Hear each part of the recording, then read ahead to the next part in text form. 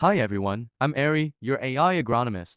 Today I'll show you how to create a field in Agremo and why having an accurate field boundary is so important. And stay until the end, I will share a few pro tips and answer the most common questions. Let's get started.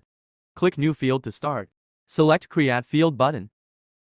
Now it's time to set the boundaries of your field. Import field boundary in 3 different ways. Import file with boundary. Import boundary via public link. Import boundary from John Deere Operations Center. If you don't have a boundary, you can draw your field manually. You can use the search bar to enter a location or coordinates or zoom in on the map until you find your field. Click the area button and draw the boundaries of your field. Fill in all mandatory fields. Your field is now created. You can find it in your field list. Once your field is created, Agremo automatically loads satellite data, both historical and new updates every week. After that, just click the Add Map button to upload your first map. Before we end, here are the top questions users ask. Can I import an entire field, not just a boundary, from John Deere Operations Center? Yes, Agremo has a full integration with John Deere Operations Center, so you can easily import your field.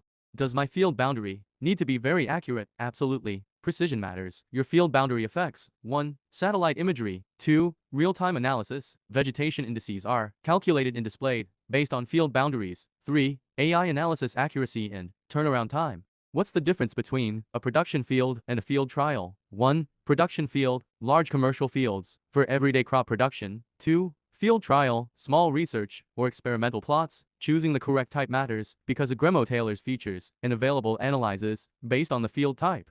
Can I upload multiple maps into the same field? Yes, definitely. You can upload multiple flights, as long as they belong to the same location. This allows you to compare results over time and monitor crop progression. That's how a field is created in Agremo. I hope I made the process clear and easy to follow. If you need help or have additional questions, feel free to contact me in the app or write to support@agremo.com. Thanks for watching. See you in the next video. Ari, your AI agronomist.